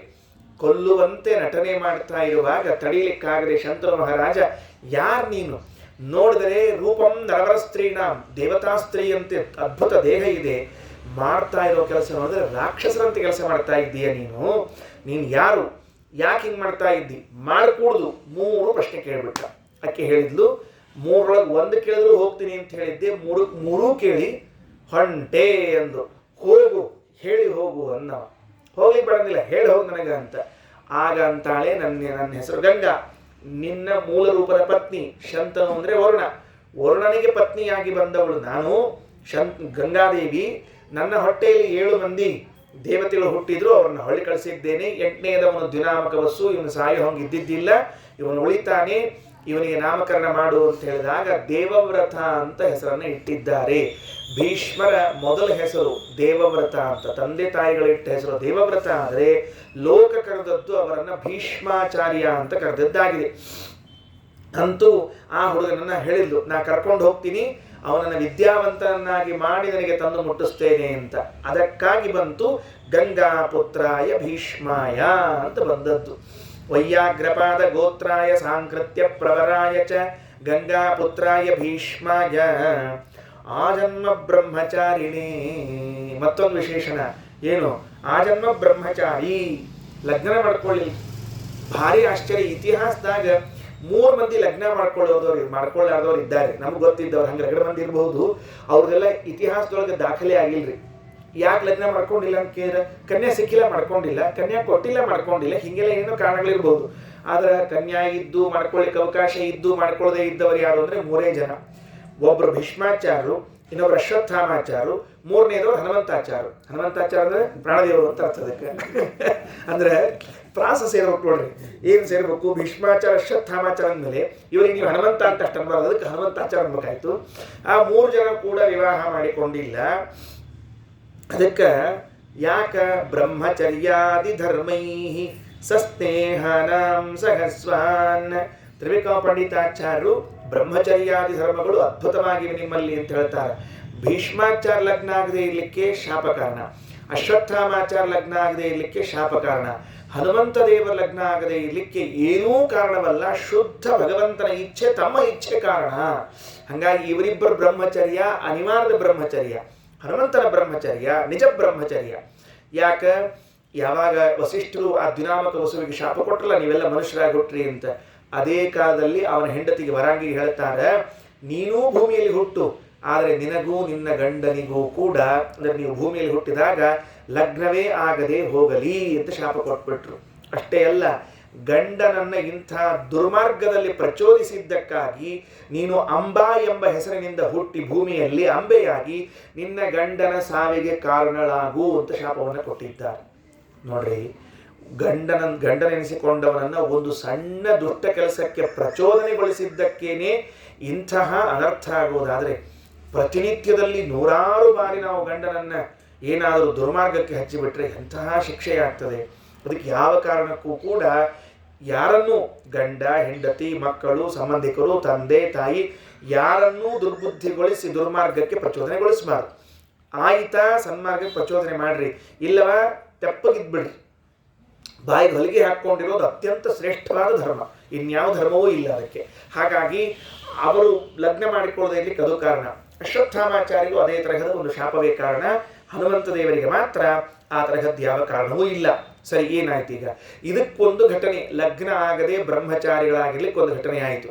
ಗಂಗಾ ಹೊರಟು ಹೋದ ಮೇಲೆ ಶಂತನು ಮಹಾರಾಜ ಸತ್ಯವತೀ ದೇವಿಯನ್ನು ನೋಡಿದ್ದಾನೆ. ಆ ಸತ್ಯವತೀ ದೇವಿ ಪರಾಶರರ ಹೆಂಡತಿ ಒಂದು ಕಡೆಗೆ, ಇನ್ನೊಂದು ಕಡೆಗೆ ಶಂತನುವಿನ ಹೆಂಡತಿ. ಅದು ಎಲ್ಲವೂ ದೇವತಾ ವ್ಯಾಪಾರ, ಮಹಾಭಾರತದಲ್ಲಿ ದೀರ್ಘವಾಗಿ ಹೇಳಿದ್ದಾರೆ, ಅದಿರಲಿ. ಅಂತೂ ಸತ್ಯವತಿ ಅಂತ ಅನ್ನೋಳನ್ನು ನೋಡಿಬಿಟ್ಟು ಅವಳ ಲಗ್ನ ಮಾಡ್ಕೋತೀನಿ ಅಂತ ಅಪೇಕ್ಷೆಯಾಗಿ ಅಲ್ಲಿರುವಂತಹ ಅವರ ತಂದೆ ಕಡೆಗೆ ಹೋಗಿ ಕೇಳ್ತಾರೆ, ನಿನ್ನ ಮಗಳನ್ನ ಲಗ್ನ ಮಾಡಿಕೊಡು ಅಂತ. ಏನು ಹೇಳ್ಬೇಕ್ರಿ ಅವರೆಲ್ಲರ? ಏನಿಲ್ಲ, ಕೊಡ್ತೀವಿ. ನಮ್ಮ ಹುಡುಗಿಗೆ ಲಗ್ನ ಮಾಡ್ಕೊಂಡ ಮೇಲೆ ಅವರಲ್ಲಿ ಹುಟ್ಟುವಂತಹ ಮಕ್ಕಳಿಗೇನೆ ನೀವು ಉತ್ತರಾಧಿಕಾರವನ್ನು ಕೊಡಬೇಕು, ಮೊದಲನೇ ಕಂಡೀಷನ್. ಎರಡನೇದ್ದು, ನಿಮ್ಮ ಮತ್ತೆ ನೀವು ಇನ್ನೂ ಲಗ್ನ ಮಾಡ್ಕೊಳ್ಳೋಂಗಿಲ್ಲ. ಹೀಗೆಲ್ಲ ಹೇಳಿದ ಕೂಡಲೇ ಅವ್ರು ಏನು ಮಾಡಿದ್ರು ಅಂದರೆ, ಶಂತರು ಒಲ್ಲೆ ಅಂದ್ಬಿಟ್ಟ. ಯಾಕಂದ್ರೆ ಈಗಾಗಲೇ ನನ್ನ ಮಗ ಇದ್ದಾನ ಭೀಷ್ಮ ದೇವವ್ರತ. ಆ ದೇವವ್ರತನನ್ನ ಗಂಗಾದೇವಿ ದೇವಗುರುಗಳಾದ ಬೃಹಸ್ಪತ್ಯಾಚಾರ್ಯರ ಕಡೆಗೆ ಅಧ್ಯಯನ ಮಾಡಿಸಿ ಕರ್ಕೊಂಡು ಬಂದು ಬಿಟ್ಟಾಳ್ರಿ. ಈ ಸಂದರ್ಭದಲ್ಲಿ ಒಂದು ಮಾತು, ಇವರು ಭೀಷ್ಮಾಚಾರ್ಯರು ಒಟ್ಟಾರೆ ತಮ್ಮ ಜೀವನದಲ್ಲಿ ಅಧ್ಯಯನ ಮಾಡಿದ ದಿನಗಳು ಎಷ್ಟು ಅಂತ ಕೇಳಿದ್ರೆ 525 ವರ್ಷಗಳ ಕಾಲ ಅಂತ ಹೇಳಿದ್ದಾರೆ. ಊಹಾ ಮಾಡ್ತೀವ ನಾವೆಲ್ಲಾದ್ರೆ ಇದನ್ನ 525 5 ಅಷ್ಟು ವರ್ಷ ಅಧ್ಯಯನ ಮಾಡ್ಕೋತ ಕೂತಾರಂತ. ನಮ್ಮ ಜೀವನದಾಗ ಅಷ್ಟು ಬದುಕಲಿಕ್ಕೆ ಆಗೋದಿಲ್ಲ, ಮ್ಯಾಲಿನ 25 ಅಧ್ಯಯನ ಮಾಡಂಗಿಲ್ಲ, ನಾವು 25 ಇಯರ್ಸ್ ಅಧ್ಯಯನ ಮಾಡೋದಿಲ್ಲ. ಅಂಥದ್ದು 525 ವರ್ಷಗಳ ಕಾಲ ದೀರ್ಘವಾದ ಅಭ್ಯಾಸವನ್ನ ಮಾಡಿ ಒಳ್ಳೆ ವಿದ್ವಾಂಸರು ಜ್ಞಾನಿಗಳು ಅಂತ ಕರೆಸಿಕೊಂಡವರು. ಅದಕ್ಕಂದ್ರು ಇಲ್ಲ ನಾನು ಆಗೋದಿಲ್ಲ ಅಂತ ಬಂದ್ಬಿಟ್ರು. ಸ್ವಲ್ಪ ಮುಖ ಸಣ್ಣಾಗಿತ್ತು ಅಪ್ಪಂದು, ಗೊತ್ತಾತ್ ಮಗಗೆ ನಮ್ಮ ಅಪ್ಪನ ಮುಖ ಸಪ್ಪಾಗ್ಯದ. ಅಪ್ಪ ಕೇಳಿದ್ರೆ ಅಪ್ಪ ಹೇಳಂಗಿಲ್ರಿ. ಅದಕ್ಕೇನು ಮಾಡಬೇಕು, ಅಪ್ಪನ ವಿಷಯ ತಿಳ್ಕೊಳ್ಳಿಕ್ಕೆ ಅಪ್ಪನ ಡ್ರೈವರ್ ಹಿಡಿಬೇಕು ಅಂತ ಲೆಕ್ಕ. ಲೋಕದಲ್ಲಿ ಶ್ರೀಮಂತರದೇನರ ಅವ್ಯವಸ್ಥೆ ಆಗಿತ್ತು, ಯಾರು ಹಿಡಿಬೇಕು ಅವ್ರು ಡ್ರೈವರ್ ಹಿಡಿದ್ರೆ ಗೊತ್ತಾಗ್ಬಿಡ್ತಾರೆ ಲಗುನೆ, ನೀವು ಎಲ್ಲೆಲ್ಲಿ ಹೋಗಿದ್ದ ಏನೇನು ಮಾಡಿದ್ದ ಅಂತ ತಿಳ್ಕೊಂಡು ಹೇಳಿ. ಅದಕ್ಕೆ ಡ್ರೈವರ್ನ ಹಿಡಿದ್ರು ಅವರು. ನಮ್ಮಪ್ಪ ಹಿಂಗ್ಯಾಕೆ ಆಗ್ಯಾನ ಹೇಳ್ಬಿಟ್ರು ಅವ್ರು, ಹಿಂಗಾಗಿತ್ತು ಅಂತ ತಿಳ್ಕೊಂಡು. ಹೌದಾ ನಡಿ ಅಂತ ತಿಳ್ಕೊಂಡು ಹೇಳಿ ಅಲ್ಲೇ ಕರ್ಕೊಂಡು ಹೋಗಿ ದಾಸರಾಜನ ಕಡೆಗೆ ಹೋಗಿ ಕೇಳ್ತಾರೆ, ಸತ್ಯವತಿಯನ್ನ ನಮ್ಮ ಅಪ್ಪನಿಗೆ ಕೊಟ್ಟು ವಿವಾಹ ಮಾಡು ಅಂತ. ಹೌದು, ಅವರಿಗೆ ಬರುವಂಥ ಮಗನಿಗೆ ಉತ್ತರಾಧಿಕಾರ ಕೊಡಬೇಕು, ನಾನು ಉತ್ತರಾಧಿಕಾರಿ ಅಲ್ಲ ಪ್ರತಿಜ್ಞೆ ಮಾಡಿಬಿಟ್ರು. ಕರೆಕ್ಟ್ಪಾ, ನೀವು ಉತ್ತರಾಧಿಕಾರಿ ಅಲ್ಲ ಬರೋಬ್ಬರಿ. ನಾಳೆ ನೀ ಲಗ್ನ ಮಾಡಿಕೊಂಡು ನಿನ್ನೊಳಗೆ ಮಕ್ಕಳು ಹುಟ್ಟಿ ರಾಜ್ಯ ನಮಗೆ ಬೇಕು ಅಂತ ಜಗಳಕ್ಕೆ ನಿಂತ್ರೆ ಅದಕ್ಕೆ ಅಂತಾನೆ ನೀ ಆ ಅಂಜಿಕೆಯನ್ನು ಬಿಟ್ಬಿಡು, ನಾನು ಈ ಜನ್ಮದಲ್ಲಿ ಲಗ್ನವನ್ನೇ ಮಾಡಿಕೊಳ್ಳುವುದಿಲ್ಲ ಅಂತ ಪ್ರತಿಜ್ಞೆ ಮಾಡಿಬಿಟ್ಟ. ಭೀಮವ್ರತತ್ತಾದ್ಯ ಭೀಷ್ಮ ಇತೀರಿತ. ಅಷ್ಟು ಭಯಂಕರವಾದ ಪ್ರತಿಜ್ಞೆ ಮಾಡಿದ್ದಕ್ಕೆ ಅವನಿಗೆ ಭೀಷ್ಮ ಅಂತ ಹೆಸರು ಬಂತಂತೆ. ಏನು ಆಶ್ಚರ್ಯ ಎಲ್ಲಾದರೂ ತಂದೆಗೋಸ್ಕರ ಲಗ್ನವನ್ನೇ ಮಾಡಿಕೊಳ್ಳದೆ ಉತ್ತರಾಧಿಕಾರವನ್ನು ಸ್ವೀಕಾರ ಮಾಡಿಕೊಳ್ಳದೆ ಬ್ರಹ್ಮಚಾರಿಯಾಗಿ ಉಳಿದ ಆ ಜನ್ಮ ಬ್ರಹ್ಮಚಾರಿಣೇ. ಹೀಗೆ ತಂದೆಗೆ ಗೊತ್ತಾಯಿತು, ಬಹಳ ಖೇದ ಆಯಿತು. ಅಲ್ಲ ನನ್ನ ಮಗ ನನಗೋಸ್ಕರ ಇಂಥದ್ದು ಮಾಡಿದ್ದಾನಲ್ಲ ಅಂತ ಅದರ ಮೇಲೊಂದು ವರ ಕೊಟ್ಟರು. ಮತ್ತೆ ಏನು ವರ ಕೊಟ್ಟರು ಅಂದರೆ ಸ್ವಚ್ಛಂದ ಮೃತ್ಯು, ನಿನಗೆ ಎಂದ ಮರಣ ಬಯಸ್ತೀಯೋ ಅಂದ ಮರಣ ಬರಲಿ ಅಂತ ವರ ಕೊಟ್ಟರು. ಮೊದಲೇ ಬ್ರಹ್ಮಚಾರಿ, ಎಷ್ಟು ದೀರ್ಘ ಇದ್ರೂ ಅನಾನುಕೂಲ. ಈ ದೀರ್ಘ ವರ ಎಂಬುದು ಶಾಪನೆ ಆಗ್ತದೆ, ಹೊರತಾಗಿ ವರ ಆಗೋದಿಲ್ಲ. ಆದರೆ ಅದನ್ನು ವರವಾಗಿ ಉಪಯೋಗಿಸಿಕೊಂಡದ್ದು ಯಾವಾಗ ಅಂದರೆ ದಕ್ಷಿಣಾಯಣದಲ್ಲೇನೇ ಶರಪಂಜರದ ಮೇಲೆ ಮಲಗಿದ್ರೆ ಭೀಷ್ಮಾಚಾರ್ಯರು ಉತ್ತರಾಯಣ ಬರುವಷ್ಟು ಕಾಲ ಕಾದ್ರಂತೆ. ಅದು ಒಂದು ಉಪಯೋಗ ಆಯಿತು ಅಂತ ತಿಳಿಸ್ತಾ ಇದ್ದಾರೆ. ಅದಕ್ಕಾಗಿ ವೈಯಾಘ್ರಪಾದ ಗೋತ್ರಾಯ ಸಾಂಕೃತ್ಯ ಪ್ರವರಾಯ ಚ ಗಂಗಾಪುತ್ರಾಯ ಭೀಷ್ಮಾಯ ಆಜನ್ಮ ಬ್ರಹ್ಮಚಾರಿಣೇ ಅಪುತ್ರಾಯ ಜಲಂ ದದ್ಮಿ ನಮೋ ಭೀಷ್ಮಾಯ ವರ್ಮಣೆ. ಇಂಥವರಿಗೆ ನಾವು ಜಲಂ ದದ್ಮಿ ಅರ್ಘ್ಯವನ್ನು ಕೊಡಬೇಕು, ತರ್ಪಣವನ್ನು ಕೊಡಬೇಕು. ಭೀಷ್ಮ ಶಾಂತನವಃ ವೀರಃ ಸತ್ಯವಾದೀ ಜಿತೇಂದ್ರಿಯ ಆಭಿಹಿ ಅದ್ಭಿಹಿ ಅವಾಪ್ನೋತು. ನಾನೇನು ನೀರು ಕೊಡ್ತಾ ಇದ್ದೇನೆ. ಪುತ್ರ ಪೌತ್ರೋಚಿತ ಕ್ರಿಯಾಂ, ಮಕ್ಕಳು ಮೊಮ್ಮಕ್ಕಳು ಶ್ರಾದ್ದಾದಿಗಳನ್ನು ಮಾಡಿದಾಗ ಏನಾಗಬೇಕೋ ಅದು ದೊರಕಲಿ. ಇನ್ನು ಅರ್ಘ್ಯವನ್ನು ಕೊಡಬೇಕಂತೆ. ವಸೂನಾಮವತಾರಾಯ ಶಂತನೋರಾತ್ಮಜಾಯ ಚ ಅರ್ಘ್ಯಂ ದಧಾಮಿ ಭೀಷ್ಮಾಯ ಬಾಲ ಬ್ರಹ್ಮಚಾರಿಣೇ ಅಂತ ಕೊಡಬೇಕು ಅಂತ ಹೇಳಿದ್ದಾರೆ. ಅಂತೂ ಇಷ್ಟು ಮತ್ತೆ ನಮಗೆ ಭೀಷ್ಮರ ಬಗ್ಗೆ ತಿಳಿದು ಬರುವಂತಹ ಮಾತು. ಇನ್ನು 2 ಘಟನೆಗಳನ್ನು ಹೇಳಿ ನಾನು ಮುಕ್ತಾಯ ಮಾಡ್ತೇನೆ. ಭೀಷ್ಮಾಚಾರ್ಯರು ಹೇಗೆ ಹುಟ್ಟಿದರು, ಬ್ರಹ್ಮಚಾರಿಗಳಾದರು, ತಂದೆಯಿಂದ ವರ ಪಡೆದರು ಅನ್ನುವಂತಹ ಪ್ರಾಥಮಿಕ ಜ್ಞಾನವನ್ನು ಪಡೆದುಕೊಂಡ ಮೇಲೆ ಭೀಷ್ಮರಿಂದ ನಮಗಾದ ಉಪಕಾರ ಏನು? ಅನೇಕ ಉಪಕಾರಗಳಿವೆ. 1-2 ಮಾತನ್ನು ಹೇಳಿ ಮುಕ್ತಾಯ ಮಾಡ್ತೇನೆ. ಧರ್ಮರಾಜ ತನ್ನ ಅಣ್ಣ ತಮ್ಮಂದರನ್ನೆಲ್ಲ ಕೂಡಿಸಿಕೊಂಡು, ಅಂದರೆ ಕರ್ಣನೂ ಇದ್ದ ಅಂತ ಇಟ್ಕೊಳ್ರಿ, ಅದಕ್ಕೆ ಅಣ್ಣ ಅಂತ ಹೇಳಿದ್ದು, ತಮ್ಮಂದರ ಜೊತೆಗೆ ಸೇರಿಕೊಂಡು ರಾಜಸೂಯ ಯಾಗ ಅಂತ ಒಂದು ಯಾಗವನ್ನು ಮಾಡ್ತಾ ಇದ್ದಾನೆ. ನಾವೆಲ್ಲ ಮಹಾಭಾರತದಲ್ಲಿ ಬಹುಬಾರಿ ಶ್ರವಣ ಮಾಡಿದ ಯಾಗ ಯಾವುದು ಅಂದರೆ ರಾಜಸೂಯ ಯಾಗ. ಆ ರಾಜಸೂಯ ಯಾಗ ಮಾಡಿದ ಮೇಲೆ ಕೊನೆ ದಿವಸ ಅಗ್ರಪೂಜಾ ಪ್ರಸಂಗ ಅಂತ ಒಂದು ಬರ್ತದೆ. ಯಾರಿಗೆ ಮೊದಲು ಗೌರವ ಸಲ್ಲಿಸಬೇಕು ಅಂತ. ಈ ಮೊದಲು ಅಂತದ ನೋಡ್ರಿ, ಗೌರವ ಅಂತದ ನೋಡ್ರಿ, ಅದು ದೊಡ್ಡ ಜಗಳಕ್ಕೆ ಕಾರಣ. ಯಾವಾಗಲೂ ನಮ್ಮಲ್ಲಿ ಮೊದಲು ತೀರ್ಥ ಯಾರಿಗೆ ಕೊಡಬೇಕು, ಮೊದಲು ಮಂಗಳಾರತಿ ಯಾರಿಗೆ ಕೊಡಬೇಕು, ಮೊದಲು ಮಂತ್ರಾಕ್ಷತಿ ಯಾರಿಗೆ ಕೊಡಬೇಕು, ಮೊದಲು ಸಿರಿಧೋತ್ರ ಯಾರಿಗೆ ಕೊಡಬೇಕು, ಪುಣ್ಯಕ್ಕೆ ಮೊದಲು ತರ್ಪಣ ಯಾರಿಗೆ ಕೊಡಬೇಕು ಅಂತ ಕೇಳಿಲ್ಲ. ಅದೊಂದು ಸಂತೋಷ ಅಷ್ಟ. ಈ ಮೊದಲು ಅನ್ನೋದು ಬಹಳ ಡೇಂಜರಸ್ ಅದ್ರಿ ಇದು. ಯಾಕಂದ್ರೆ ಎಲ್ಲರೂ ಅಹಂ ಪ್ರಥಮ, ನಾ ಶ್ರೇಷ್ಠ ನಾ ಶ್ರೇಷ್ಠ, ಯಾರು ಕನಿಷ್ಠ ಅಂತ ಅನ್ಸ್ಕೊಳ್ಳಿ ತಯಾರನೇ ಇಲ್ರಿ. ಆದರೆ ಕನಿಷ್ಠ ಅಂತ ಕರ್ಸ್ಕೊಂಡ್ರು ಬೆಳ್ಳಿ ಬಂಗಾರದ ಆಭರಣ ಹಾಕೊಳ್ಳಿ ತಯಾರಿದ್ದಾರೆ ಪಾಪ. ಕನಿಷ್ಠ ಅಂತ ಕರ್ಸ್ಕೊಳ್ಳಿ ತಯಾರಿಲ್ಲದೆ ಇದ್ರು, ಕನಿಷ್ಠ ಅಂತ ಬಂದು ನೋಡ್ರಿ ಕಂಪ್ನಿ ಬಂಗಾರದ್ದು, ಅದಕ್ಕೆ ಅದು ಬೇಕು ಅಂತ. ಕನಿಷ್ಠ ಅಂತ ತಯಾರಿಲ್ಲ ಅಂತ. ನಾವು ಒಂದು ನೆನಪಿಟ್ಕೊಂಡಿರ್ಬೇಕು, ಜ್ಯೇಷ್ಠ ಅಂತ ಆಗ್ಲಿಕ್ಕೆ ಹೋದಾಗಲೇ ನಮ್ಮನ್ನು ದೂಡ್ಲಿಕ್ಕೆ ಬರ್ತಾರೆ ಜನ, ಕನಿಷ್ಠ ಅಂತ ಆದಾಗ ನಮ್ಮನ್ನು ದೂಡ್ಲಿಕ್ಕೆ ಬರಂಗಿಲ್ಲ. ಯಾರು ದೂಡ್ಬೇಕು? ಎಲ್ಲರೂ. ಈಗ ಒಂದು ಕಾರ್ಯಕ್ರಮದಂತ ಇಟ್ಕೊಳ್ರಿ, ಇದಕ್ಕೆ ಹೋಗಿರ್ತೀವಿ ನಾವು, ಎಲ್ಲಿ ಹಾಲ್, ದೊಡ್ಡ ದೊಡ್ಡ ಹಾಲ್ಗಳಲ್ಲಿ ಕಾರ್ಯಕ್ರಮ ಇರ್ತವೆ, ಹೋಗಿರ್ತೀವಿ. ಅದೇನು ಆಡಿಟೋರಿಯಮ್ಮು ಸ್ಟೇಡಿಯಮ್ಮು ಹೋಗಿರ್ತಾರೆ. ಅಲ್ಲಿ ಹೋದ ಹೊತ್ತಿನೊಳಗೆ ಎಲ್ಲಿ ಕೂಡ್ಬೇಕು ಅಂದರೆ ಫಸ್ಟ್ ಸಾಲನೇ ಹೋಗಿ ಕೂತ್ಕೊಂಡ್ವಿ ಅಂದರೆ ಯಾರು ಬಂದು ವಿಷಯ ಬಿಡ್ತಾರೆ ನಮ್ಮ, ಹೇಳ್ರಿ ಇಲ್ಲಿ ಕೂಡ್ಬೇಡ್ರಿ ಹೇಳ್ರಿ ಅಂತಿಕೊಂಡು. ಅದಕ್ಕೆ ಆ ಸಾಲಿನ ಕೊನೆಯ ಕುರ್ಚಿಗೆ ಹೋಗಿ ಕೂತ್ಬಿಟ್ರೆ ಯಾರೂ ನಮ್ಗೆ ಎಬ್ಸಂಗಿಲ್ರಿ, ಸುರಕ್ಷಿತ ಕಾರ್ಯಕ್ರಮ ಮುಗಿಸ್ಕೊಂಡು ಬರ್ಲಿಕ್ಕೆ ಬರ್ತದೆ. ಅದಕ್ಕೆ ವಿವೇಕಿಯಾದವನು ಎಲ್ಲಿ ಕೂತು ನಮ್ಮ ಜನ ಎಬ್ಸಂಗಿಲ್ಲ ಅಂತಿರ್ತದೋ ಅಲ್ಲಿ ಕೂಡೋದು ಭಾಳ ಒಳ್ಳೇದು. ಇಲ್ಲದೇ ಇದ್ರೆ ನಮ್ಮನ್ನು ಹೆಂಗರ ಮಾಡಿ ಎಬ್ಬಿಸಾಗಿರ್ತಾರೆ. ಆದ್ದರಿಂದ ಈಗ ಅಗ್ರಪೂಜಾ ಯಾರಿಗೆ ಮಾಡಬೇಕು ಅಂತ ಪ್ರಶ್ನೆ ಬಂತು ರಾಜಸೂಯ ಯಾಗದಲ್ಲಿ. ಧರ್ಮರಾಜಗೆ ನೋಡಿದ, ಯಾರ್ಯಾರು ಬಂದಿದ್ರು ಧರ್ಮರಾಜನ ರಾಜಸೂಯ ಯಾಗಕ್ಕೆ ಅಂದರೆ, ಒಂದು ಭೀಷ್ಮಾಚಾರ್ಯ ಒಂದು ಸೌಭಾಗ್ಯ ಏನು, ಮೂರು ಭಗವದ್ರೂಪಗಳ ಸೇವಾ ಮಾಡುವ ಭಾಗ್ಯ. ವೇದವ್ಯಾಸ ದೇವರು ಸ್ವಂತ ಅಣ್ಣ ಆಗಬೇಕು, ಪರಶುರಾಮ ದೇವರು ಸ್ವಂತ ಗುರುಗಳಾಗಬೇಕು, ಕೃಷ್ಣ ಆ ಕಾಲದ ಭಗವದ್ರೂಪದ ಅವತಾರ. ವೇದವ್ಯಾಸ ದೇವರ ಕಡೆಯಿಂದಲೂ ಶಾಸ್ತ್ರದ ಪಾಠ ಹಾಗೇ ಆಗಿದೆ, ಪರಶುರಾಮ ದೇವರ ಕಡೆಯಿಂದಲೂ ಆಗಿದೆ, ಕೃಷ್ಣನ ಕಡೆಯಿಂದಲೂ ಆಗಿದೆ. ಹೆಂಗಾಗಿದೆ ಏನು ಹೇಳ್ಯಾರ ಅದನ್ನು ಶಬ್ದಶಃ ಹೇಳದೇ ಇದ್ರೂ ಕೂಡ ಅರ್ಥ ಅಂಡರ್ಸ್ಟುಡ್ ಅಷ್ಟಾಗೇ ಆಗ್ತದೆ. ಭೀಷ್ಮಾಚಾರ್ಯರು ದೇವಗುರುಗಳಾದ ಬೃಹಸ್ಪತ್ಯಾಚಾರ್ಯ ಕಡೆಗೆ ಕಲಿತ ಮೇಲೆ ಪರಶುರಾಮ ದೇವರ ಕಡೆಗೆ ಅಧ್ಯಯನಕ್ಕೆ ಹೋಗ್ಯಾರ್ರಿ. ದೇವರ ಕಡೆಯಿಂದ ಸಾಕ್ಷಾತ್ ಪಾಠ ಹೇಳಿಸಿಕೊಂಡಿರುವಂತಹ ವ್ಯಕ್ತಿತ್ವ ಭೀಷ್ಮರ ವ್ಯಕ್ತಿತ್ವ. ಪರಶುರಾಮ ದೇವರ ಕಡೆಗೆ ಹೋಗಿ ಸೇವಾ ಮಾಡಿ ಈ ಪರಶುರಾಮ ದೇವರ ಕಡೆ ಕಲಿತವ್ರು 3 ಮಂದಿ ಮಹಾಭಾರತ ಕಾಲಕ್ಕೆ ಇದ್ದವ್ರಿ. ಭೀಷ್ಮರು, ದ್ರೋಣರು, ಕರ್ಣ, ಇವು 3 ಮಂದಿ ಒಂದೇ ವಿದ್ಯಾಪೀಠದ ವಿದ್ಯಾರ್ಥಿಗಳ್ರಿ ಇವರು. ಆದರೆ ಭೀಷ್ಮ ದ್ರೋಣರಿಬ್ಬರು ಕೂಡ ಮಿತ್ರರಾಗಿಬಿಟ್ರು. ಕರ್ಣ ಅವರಿಬ್ಬರಿಗೆ ಪ್ರತಿಸ್ಪರ್ಧಿಯಾಗಿ ನಿಂತ್ಕೊಂಡ್ಬಿಟ್ಟವ. ದ್ರೋಣಾಚಾರ್ಯಗೂ ಪ್ರತಿಸ್ಪರ್ಧಿಯಾದ ಮತ್ತು ಭೀಷ್ಮಾಚಾರ್ಯಗೂ ಪ್ರತಿಸ್ಪರ್ಧಿಯಾದ, ಒಂದೇ ವಿದ್ಯಾಪೀಠದಾಗ ಓದಿ ಮತ್ತೆ ಹಿಂಗಾಗ್ತಿರ್ತಾವ ಅವಾಗವಾಗ. ಅದಕ್ಕೇನಾಯ್ತು ಅಂದರೆ 3 ಮಂದಿ ಬಂದಿದ್ದರಿ. ಧರ್ಮರಾಜ ಅಂದ ಪರಶುರಾಮ ದೇವರಿಗೆ ಕೊಡೋದು, ವ್ಯಾಸರಿಗೆ ಕೊಡೋದು, ಕೃಷ್ಣನಿಗೆ ಕೊಡೋದು, ಜೊತೆಗೆ ಅವ್ರ ಮಾವರಿ ಹೆಣ್ಣು ಕೊಟ್ಟ ಮಾವ ದೃಪದ ಮಹಾರಾಜ ಇದ್ದ. ಕಾಕ ಕಣ್ಣಿಲ್ಲ ಖರೆ ಆಶಾ ರಗಡವರಿ, ಕಣ್ಣಿಲ್ಲದೆ ಇದ್ರೆ ಆಶಾ ಇರಬಾರ್ದು ಅಂತೇನಿಲ್ಲ, ಕಣ್ಣಿಲ್ಲಷ್ಟೇ ಆಶಾ ಅದ ಅವ ಇದ್ದಾನೆ. ಇನ್ನು ಮತ್ತು ತನಗೆ ಹೆಣ್ಣು ಕೊಟ್ಟ ಮಾವ, ಇನ್ನೊಬ್ಬ ಹೆಣ್ಣು ಕೊಟ್ಟ ಮಾವ ಇದ್ದಾನೆ, ಶಿಶುಪಾಲ ಅಂತ ಇದ್ದ, ಅವನು ಕನ್ಯೆ ಕೊಟ್ಟಿದ್ದ. ಶಿಶುಪಾಲನ ಮಗಳು ದೇವಕಿ ಅಂತ ಹೆಸರು, ಅವನು ಲಗ್ನ ಮಾಡ್ಕೊಂಡ ಧರ್ಮರಾಜ. ಹಿಂಗೆ ಎಲ್ಲರೂ ಬಂದಾರ. ಯಾರಿಗೆ ಕೊಡಬೇಕು? ಪಾಠ ಹೇಳಿಕೊಟ್ಟ ಗುರುಗಳಿಬ್ಬರು ದ್ರೋಣಾಚಾರ್ಯ ಇದ್ದಾರೆ. ದ್ರೋಣಾಚಾರ್ಯ ಕೊಡೋದು, ಕೃಷ್ಣಕ್ಕೆ ಕೊಡೋದು, ಮಾವು ಕೊಡೋದು ಚಿಂತೆ ಬಂತಂತ. ಚಿಂತೆ ಏನಿದ್ದಿದ್ದಿಲ್ಲ ಧರ್ಮರಾಜನಿಗೆ, ಗೊತ್ತಿತ್ತು ಕೊಡೋದಾದ್ರೆ ಕೃಷ್ಣಗೆ ಕೊಡಬೇಕು ಅಂತ ಗೊತ್ತಿತ್ತು. ಆದರೂ ಏನು ಮಾಡಿದ, ತಾನು ಮುಂದುವರೆದು ನಿರ್ಧಾರ ಮಾಡಿಬಿಟ್ರೆ ಜನರ ಕಡೆಯಿಂದ ಬಯಸ್ಕೊಳ್ಳೋದಾಗ್ತದಂತ ಯಾರು ಅದಕ್ಕೆ ಕೇಳಬೇಕು ಅಂತ ವಿಚಾರ ಮಾಡಿದ್ದಂತ.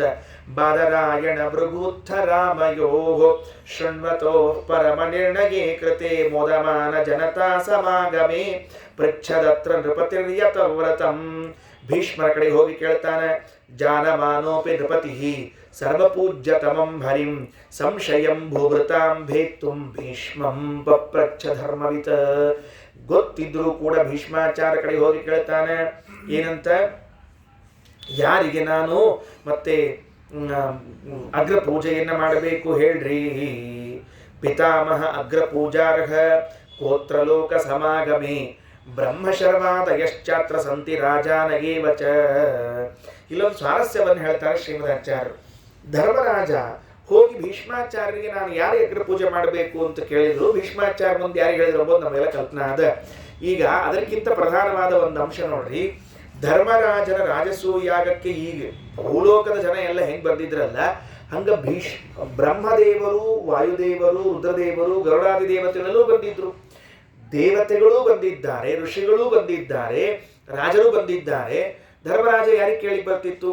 ಬ್ರಹ್ಮದೇವರಿಗೆ ಕೇಳಿಗೆ ಬರ್ತಿತ್ತೋ ಇಲ್ಲೋ? ಬ್ರಹ್ಮದೇವರೇ ಮತ್ತು ಯಾರಿಗೆ ಪೂಜೆ ಮಾಡ್ಬೇಕು ಹೇಳ್ಬಿಡ್ರಪ್ಪ ಅಂತ ಕೇಳಿಗೆ ಬರ್ತಿತ್ತೋ ಇಲ್ಲೋ? ಎಷ್ಟು ಶಾಣೆ ಇದ್ದ ಧರ್ಮರಾಜ ಅಂದರೆ ಬ್ರಹ್ಮದೇವ್ರನ್ನ ಕೇಳಲಿಲ್ಲ, ಭೀಷ್ಮಾಚಾರ್ಯನ ಕೇಳಿದ್ರಂತ. ಯಾಕೆ? ಅವತ್ತಿನ ಕಾಲದಲ್ಲಿ ಬ್ರಹ್ಮಾದಿ ದೇವತೆಗಳು ಪ್ರತಿ ಬಾರಿ ಯಜ್ಞ ಮಾಡಿದಾಗೆಲ್ಲ ಮನೆಗೆ ಬರ್ತಿದ್ರಂತೆ. ಇದು ಊಹಾತೀತ, ನಮ್ಮ ಕಲ್ಪನಾ ಇಲ್ಲ. ಇವತ್ತು ನಾವು ಯಜ್ಞದಲ್ಲಿ ಆಹುತಿಯನ್ನು ಹಾಕಿದರೆ ಯಾವ ದೇವತೆಗಳೂ ಬರುವುದಿಲ್ಲ. ಅಕಸ್ಮಾತ್ ಬರ್ತಿದ್ರೆ ನಾವು ಹಾಕುವ ಆಹುತಿ ನೋಡಿ ಹೊಳ್ಳಿ ಹೋಗ್ಬಿಡ್ತಾರೆ. ಯಾಕಂದ್ರೆ ಅಷ್ಟು ಚಂದ ಹಾಕ್ತಿರ್ತೀವಿ ನಾವೆಲ್ಲ ಆಹುತಿನ. ಎಕಡೋ ಫೋನ್ಯಾಗ ಮಾತಾಡ್ಕೋತ, ಎಕಡೋ ನೋಡ್ಕೋತ, ಎಕಡೋ ಆಹುತಿ ಹಾಕಿದ್ರೆ ಅವ್ರು ಯಾಕೆ ಬರ್ತಾರೆ ನಮ್ಮ ಮನೆಗೆ? ಏನು ಅವ್ರಿಗೆ ಬಿಟ್ಟು ಸಿಕ್ಕಾರ ಎಲ್ಲರೇ? ನೀವು ಫೋನ್ ನೋಡ್ತಿರ್ತಾನೆ ರೀ, ಸ್ವಾಹ, ಸ್ವಾಹ, ಈ ಫೋನೇ ಮಾತಾಡ್ತಿರ್ತಾನೆ, ಹ್ಞೂ ಸ್ವಾಹ, ಹ್ಞೂ ಸ್ವಾಹ. ಹೂ ಸ್ವಾಹ ದೇವತೆಗಳು ಯಾರ ಹೆಸರು ಹೇಳಿಕತ್ತೀಯೋ ನೀವು ಅಂತ ಕೇಳ್ತಾರೋ. ನಮ್ದೆಲ್ಲ ಇಷ್ಟು ದುಸ್ಥಿತಿ ಅದ ಇವತ್ತು ಮಾಡೋ ಯಜ್ಞಗಳದ್ದೆಲ್ಲ ಅಂದರೆ ಯಾವ ದೇವತೆಯೂ ಬರೋದಿಲ್ಲ. ಕೃತತ್ರೇತ ದ್ವಾಪರಗಳಲ್ಲಿ ದಾಖಲೆಗಳು ಸಿಗುತ್ತದೆ, ವೇದ ಮಂತ್ರಗಳಲ್ಲಿ ದಾಖಲೆ ಸಿಗುತ್ತದೆ. ನೀನು ನಮ್ಮ ಮನೆಯವರೆಗೆ ಬಂದು ಆಹುತಿಯನ್ನು ತೆಗೆದುಕೊಂಡು ಹೋಗು ಅಂತ ತಿಳಿದುಕೊಂಡು ವಾಜವಾಜಿ ದರ್ಶತೆ ಇಮೇ ಸೋಮ ಅರಂಕೃತಾಃ ತೇಷಾಂ ಪಾಹಿ ಶ್ರುಧೀಹವಂ ಮಂತ್ರ ಹೇಳ್ತದೆ. ಏ ವಾಯೋ ಆ ಯಾಹಿ, ನಮ್ಮ ಮನೆಯವರೆಗೆ ಬಾ, ಬಂದು ಆಹುತಿಯನ್ನು ತೆಗೆದುಕೊಂಡು ಹೋಗು ಅಂತ. ಎಲ್ಲೂ ವೇದ ಮಂತ್ರಗಳಲ್ಲಿ ನಾ ಆಹುತಿ ಕೊಟ್ಟಿನಿ ನೀ ತಗೊಂಡು ಹೋಗು ಅಂತ ಇಷ್ಟೇ ಇಲ್ಲೇ ಇಲ್ಲ, ಬಾ ಅಂತ ಆಹ್ವಾನ. ಹಾಗಾದರೆ ಅವತ್ತು ಬ್ರಹ್ಮಾದಿ ದೇವತೆಗಳು ಪ್ರತಿ ಬಾರಿ ಯಜ್ಞ ಮಾಡಿದಾಗೆಲ್ಲ ಬಂದದ್ದರಿಂದಾಗಿ ಜನರಿಗೆ ಏನಾಗ್ಬಿಡ್ತೀವಿ ಅಂದ್ರೆ ಅವ್ರ ಜೊತೆ ಸ್ವಲ್ಪ ಸಸಾರ ಆಗ್ಬಿಡ್ತಾರೆ. ಅಯ್ಯೋ ಬ್ರಹ್ಮ ಬಿಡು, ಅಯ್ಯೋ ಇಂದ್ರ ಬಿಡು, ನಿತ್ಯ ಬರ್ತಿರ್ತಾರೆ ಹೋಗ್ತಿರ್ತಾರೆ ಅಂತ ಹೇಳಿ ಏನಾಗ್ಬಿಡ್ತೀವಿ ಅಂದ್ರೆ ಅವರ ಬಗ್ಗೆ ಅಷ್ಟು ಉಳಿಲಿಲ್ಲ, ಮಹತ್ವ ಉಳಿದೇ ಹೋಗ್ಬಿಡ್ತು. ಹಗಲೆಲ್ಲ ಹೋಗ್ಕೋತಿದ್ರೆ ಅತಿ ಪರಿಚಯಾದ ಅಭಜ್ಞ ಸಂತತ ಗಮನಾದ ನಾದರೋ ಭವತಿ. ನಮ್ಮ ಆಚಾರ ಹೇಳ್ತಿರ್ಬೇಕ್ರಿ ಯಾವಾಗಲೂ ಶುಭಾಷ್ಟ, ಭಾಳ ಹಗಲೆಲ್ಲ ಒಂದೇ ಕಡೆಗೆ ಹೋಗ್ಲಿಕ್ಕೆ ಹೋಗಬೇಡ.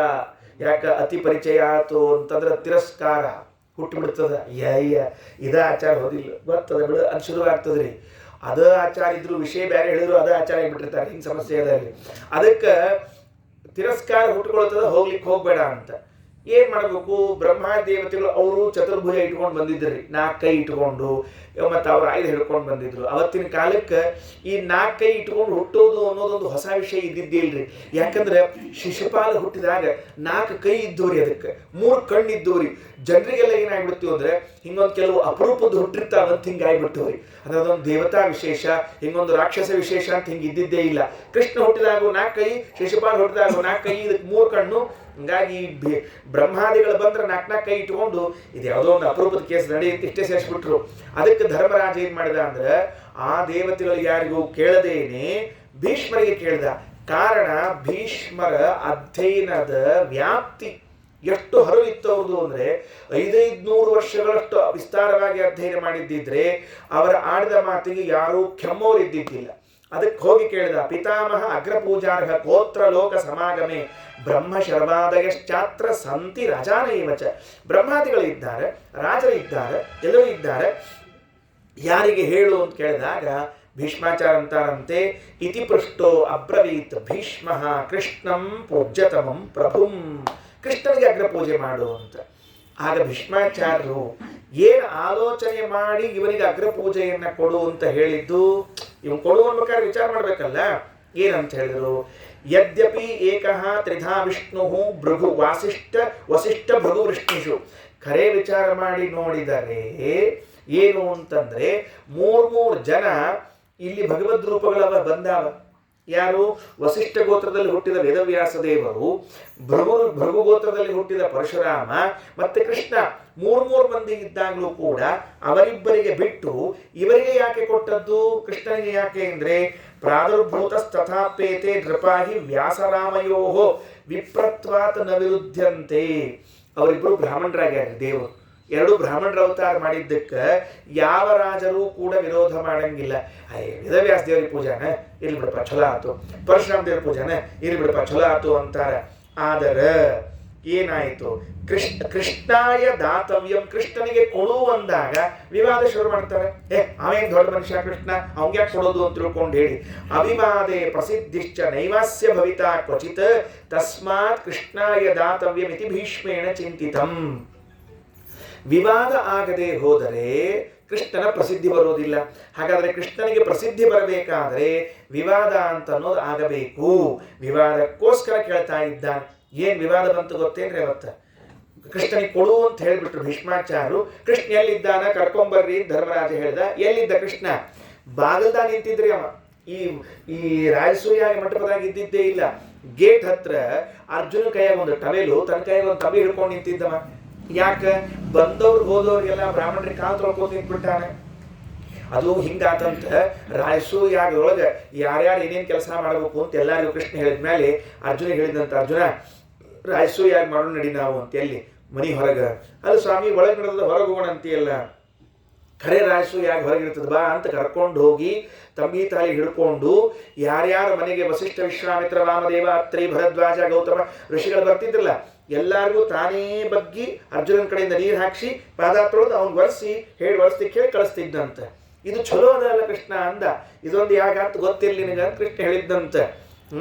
ಹೇಳುವಾಗ ಏನು ಹೇಳಿ ಕಳಿಸ್ತಿದ್ದ ಒಳಗಡೆಗೆ, ಸಂಸೃಷ್ಟಂ ಧನಮುಭಯಂ ಸಮಾಕೃತಮಸ್ಮಭ್ಯಂ ದತ್ತಾಂಬರುಣಶ್ಚ ಬನ್ಯುಃ ಭಿಯಂ ದಧಾನ ಹೃದಯೇಷು ಶತ್ರವಪರಾಜಿತಾಸೋ ಅಪನಿಲಯಂತಾಂ.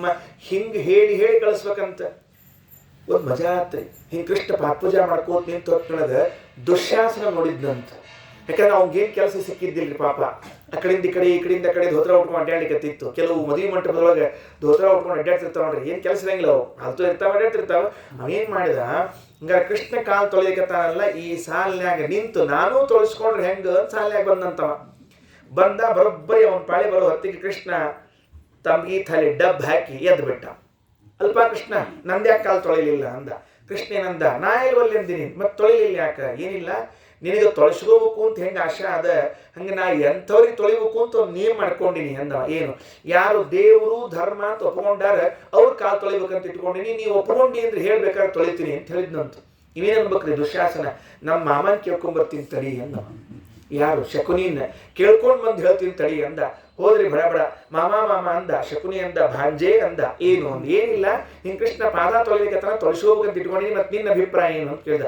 ಮೊದಲು ತೊಳಸ್ಕೋ, ಬಿಡಬೇಡ, ಜೊತೆಗೆ ಫೋಟೋಗ್ರಾಫರ್ ಕರ್ಕೊಂಡು ಹೋಗು, ಫೋಟೋ ಹೊಡೆದು ಕಟ್ ಹಾಕಿ ಮನ್ಯಾಗ ಇಡು, ಅದಕ್ಕೆ ಆಮೇಲೆ ಹಾರ ಹಾಕಿ ಬರ್ತಾ ವಿಷಯ ಬೇರೆ ಇಟ್ಕೊಂಡಿರು ಅಂದ. ಅಲ್ಲ ಏನು, ಅವ ಒಂದು ನಿಯಮ ಹೇಳಿಕತ್ತಾನ, ಯಾರು ದೇವರು ಧರ್ಮ ಅಂತ ಒಪ್ಕೋತಾರೋ ಅವ್ರಿಗೆ ಮಾತ್ರ ಪಾದ ತೊಳಿತೀನಿ ಅಂತ ಹೇಳಿ ತೊಳಸ್ಕೊಳ್ಳೋ ಬೇಡ ಅಂದ. ಒಂದು ತಮ್ಗಿ ನೀರು ಸಲುವಾಗಿ ಎಲ್ಲರ ದೇವರು ಧರ್ಮ ಒಪ್ಕೊಂಡು ಬೇಡ ಅಂತ ಹೇಳ್ಬಿಟ್ಟಂತ ಮಾಮ. ಒಂದು ತಂಬಿಗೆ ನೀರಿನ ಸಲುವಾಗಿ ದೇವರು ಧರ್ಮ ಅಂದಗಿಂದಿ ಒಲ್ಲೆ ಅಂತ ಹೇಳುವಂತ ಸುಮ್ಕೊಳ್ ಬೇಡ್ರಿ. ನೇರ ಹೋಗಿ ಕೃಷ್ಣ ಹೇಳ್ದ, ನಾ ಒಲ್ಲೆ ಕೃಷ್ಣ ಅಂದ. ಯಾಕೋ? ನಮ್ಮ ಮಾಮ ಬ್ಯಾಡ ಅಂದ. ಎದಕ್ಕೆ? ದೇವರು ಧರ್ಮ ಒಪ್ಕೊಂಡು ಅಂತ ನೀರು ತಗೋಬೇಡ ಅಂತ ಹೇಳಂತ. ಇಷ್ಟು ಚಿತ್ರ. ಹಿಂಗಾಗಿ ಕೃಷ್ಣ ಅಲ್ಲಿ ಇದ್ದ, ಅವ್ನು ಕರ್ಕೊಂಡ್ಬಂದ್ರಿ. ಕರ್ಕೊಂಡು ಬಂದು ಅವ್ನು ಅಲ್ಲಿ ಗೇಟ್ ಹತ್ರ ನಿಂತ್ಕೊಂಡು ಪಾದ ಪೂಜೆ ಮಾಡ್ತಾ ಇದ್ದ ಕೃಷ್ಣನ್ ಕರ್ಕೊಂಡ್ಬಂದು ಮೇಲೆ ಕೂಡಿಸಿ ಬಂಗಾರ ತಟ್ಟಿ ಇಟ್ಟು ದ್ರೌಪದಿ ದೇವಿ ಬಂದು ಇನ್ನೇನು ಧರ್ಮರಾಜ ಪಾದಕ್ಕೆ ನೀರು ಹಾಕ್ಬೇಕು. ಬಂದವ ಶಿಶುಪಾಲ. ಶುರುವಾತ ಅವಂಗ, ಅಲ್ಲೋ ಧರ್ಮರಾಜ, ನಿನಗಂತೂ ಸ್ವಂತ ಬುದ್ಧಿ ಇಲ್ಲೇ ಇಲ್ಲ. ಅಳಿಯ ನೋಡ್ರಿ. ಹಿಂಗಾಗಿ ಅಳಿಯಂದ್ರಿಗೆ ಮಾವನವ್ರು ಇಷ್ಟ ಪ್ರೀತಿಯಿಂದ ಬೈತಿರ್ತಾರೆ. ನಮ್ಮ ಅಳಿಯಂದ್ರಿಗೆ ಏನು ಬುದ್ಧಿ ಇಲ್ಲ ಅಂತ ತಿಳ್ಕೊಂಡು ಹೇಳಿ ಅದಕ್ಕೆ ಕನ್ಯಾ ಕೊಟ್ಟಿರ್ತಾರೆ. ಅವರು ಕನ್ಯಾ ಕೊಟ್ಟಿರ್ತಾರೆ. ಮತ್ತೆ ಕನ್ಯಾ ಕೊಡೋ ಕಾಲಕ್ಕೆ ವಿಚಾರ ಮಾಡಿರ್ತಾರೆ, ಸ್ವಂತ ಬುದ್ಧಿ ನಮ್ಮ ಅಳಿಯಂದ್ರಿಗೆ ಇದ್ರೆ ನನ್ನ ಮಗಳು ಕೊಟ್ಟರು ಉಪಯೋಗ ಬೆಳಗಿಲ್ಲ. ಯಾಕಂದ್ರೆ ಏನೂ ಇಲ್ಲದೆ ಇದ್ದವಂಗ ನಮ್ಮ ಮಗಳು ಕೊಡ್ಬೇಕ್ರಿ ಅಂದ್ರೆ ಅಕ್ಕಿ ಮಾತು ಕೇಳ್ಕೊಂಡು ಅವ ತಯ್ಯ ತಕ್ಕ ಕುಳಿತಿರ್ತಾನ ಅಂತ ಹಿಂಗದ. ಇಲ್ಲಿ ಅದನ್ನ ಭಾಳ ಹೇಳಿಕ್ ಹೋಗ್ಬಾರ್ದು. ಹೇಳಿದ ಕೂಡಲೇ ಆಚಾರದ ಹಿಂಗ ಅದು ಕಾಣಿಸ್ತದೆ ತಿಳ್ಕೊತಾರ ಪರಿಸ್ಥಿತಿ. ಆಚಾರ ಪರಿಸ್ಥಿತಿ ಬಿಟ್ಟು ಹೇಳಿಕತ್ತಿರ್ತೀವಿ ಅಟ್ಟ. ಇರ್ಲಿ. ಅವ ಬಂದ, ಅಲ್ಲೋ ಧರ್ಮರಾಜ, ನಿನಗೊಬ್ಬ ಬುದ್ಧಿ ಇಲ್ಲ, ಹೋಗಿ ಆ ಮುದುಕಪ್ಪನ ಮಾತು ಕೇಳ್ತಿ ಇಲ್ಲ, ಭೀಷ್ಮಾಚಾರ ಮಾತು ಕೇಳಿ ಅವ ಕೃಷ್ಣ ಕೊಡ್ಲಿಕ್ಕೆ ಏನ್ ದೊಡ್ಡವ ಕೃಷ್ಣ ಏನಿದ್ದಾನೆ ಹೇಳ ನೋಡಂತ. ಯಾರಿಗೆ ಅಗ್ರ ಪೂಜಾ ಮಾಡಬೇಕು, ಯಾರಿಗೆ ನಮಸ್ಕಾರ ಮಾಡಬೇಕು, ಯಾರಿಗೆ ಗೌರವ ಕೊಡಬೇಕು. ವಿತ್ತಂ ಬಂಧು ವಯಃಕರ್ಮ ವಿದ್ಯಾ ಚೈವತು ಪಂಚಮಿ ಏತಾನಿ ಮಾನ್ಯಸ್ಥಾನಾನಿ ಗರಿಯೋ ಹ್ಯುತ್ತರೋತ್ತರಂ. ಅಲ್ಲೋ ಧರ್ಮರಾಜ, ಭೀಷ್ಮಾಚಾರ ಕೇಳು.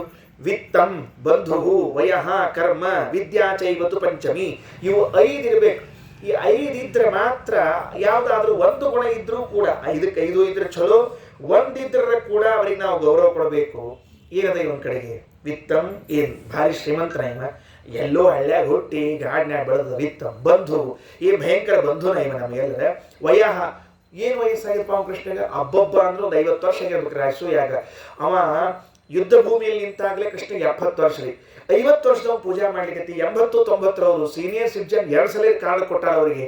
ಅಂಥವ್ರು ಕೂತಾರ, ಅವ್ರಿಗೆ ಕೊಡ್ಲಿಕ್ಕೆ ತಯಾರಿಲ್ಲ. ನೀನು ಏನ್ ವಿದ್ಯಾವಂತ, ಏನಿವ ಎಲ್ಲಿದ್ದಾನ ಅಂಥೇಳಿ ಇಷ್ಟು ಬೈದ ಮಹಾಭಾರತದಲ್ಲಿ ಸಭಾಪರದಲ್ಲಿ ಹೇಳ್ತಾರೆ, ವೃದ್ಧಂಚ ಭಾರತಾಚಾರ್ಯಂ ತಥಾ ಶಾರದ್ವತಂ ಕೃಪಂ ಕಿಂ ಹಿ ಶಕ್ಯಂ ಮಯಾ ಕರ್ತುಂ ಯದೃದ್ಧಾನಾಂ ತಯಾ ನೃಪ ಪುರಾ ಕಥಯತಾಂ ನೂನಂ ನಶ್ರುತಂ ಧರ್ಮವಾದಿನ. ಅಲ್ರಿ, ವಯಸ್ಸಾದವನನ್ನು ನೋಡೋದಾದ್ರೆ ಭಾರತಾಚಾರ್ಯಂ ಕೃಪಾಚಾರ್ಯರಿದ್ದಾರೆ, ದ್ರೋಣಾಚಾರ್ಯರಿದ್ದಾರೆ, ಇವ್ರನ್ನೆಲ್ಲ ಬಿಟ್ಟು ಇದ್ಯಾವ ಕೊಟ್ಟೆಯೋ ಅಗ್ರ ಪೂಜಾ? ಹೋಗ್ಲಿ, ಇಲ್ಲ ವಯಸ್ಸಾದವರಿಗೆ ಕೊಡಬೇಕು ಅನ್ನೋದ್ರಲ್ಲಿ ಕೊಡೋದಾಗಿದ್ರೆ, ಅಥವಾ ಮನ್ಯಸೇ ಕೃಷ್ಣಂ ಸ್ಥವಿರಂ ಕುರು ಪುಂಗವ, ಅವ್ರಕ್ಕಿಂತ ಕೃಷ್ಣಗೂ ವಯಸ್ಸಾಗಿದ್ರಿ ಅನ್ನೋದಾದ್ರೆ, ವಸುದೇವೆ ಸ್ಥಿತೇ ವೃದ್ಧೆ ಕಥಮರ್ಹತಿ ತತ್ಸುತಃ. ಅಲ್ರಿ, ಅವರಪ್ಪ ಇದ್ದ ಹೊತ್ತಿನೊಳಗೆ ಮಗಗೆ ಯಾರು ಅಗ್ರ ಪೂಜಾ ಮಾಡ್ತಾರೆ? ಹೋಗ್ಲಿ ಬಿಡು.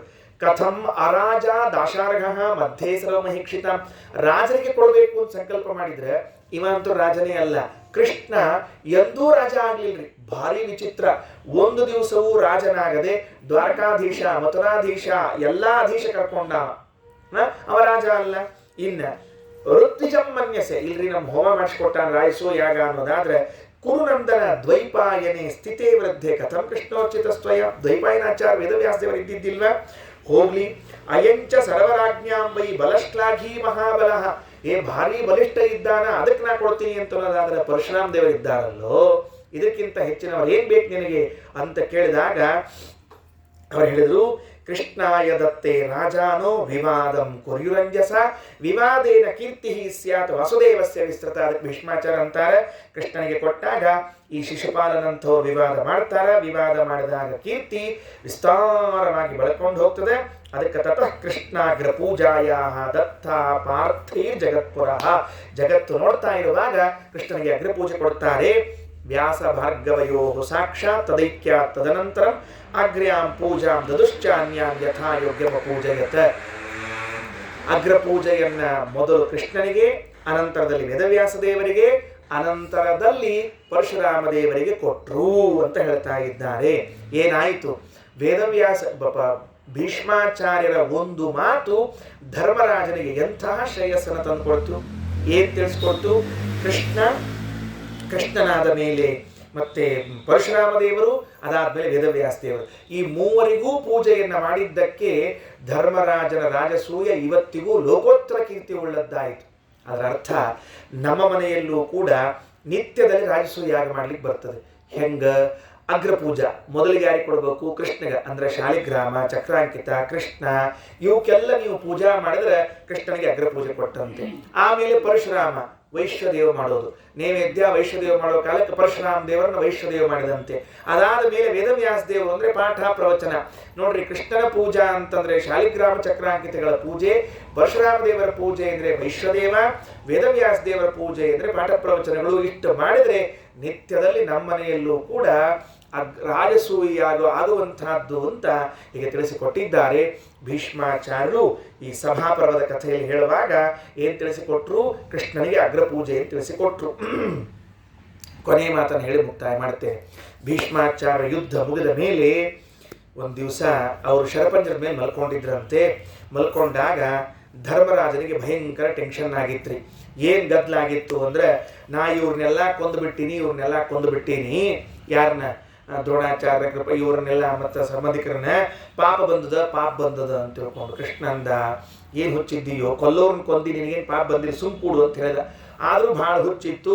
ಹಂಗಾರೆ ಒಂದು ಕೆಲಸ ಮಾಡೋಣಂತ ಪರಪಕ್ಷಗತತ್ವ, ಪರಪಕ್ಷದಲ್ಲಿದ್ದಾರೆ ಭೀಷ್ಮಾಚಾರ್ಯ, ನಡಿ ಅಲ್ಲಿ ಹೋಗೋಣ, ನಡಿ ಭೀಷ್ಮಾಚಾರ್ಯ ಕಡೆಗೆ ಹೋಗಿ ಅವರ ಕಡೆಯಿಂದಲೇ ನಿನಗೆ ಹೇಳಿಸ್ತೀನಿ ಅಂತ ತಿಳ್ಕೊಂಡು ಹೇಳಿದಾಗ ಭೀಷ್ಮಾಚಾರ್ಯ ಕಡೆಗೆ ಬಂದಿದ್ದ.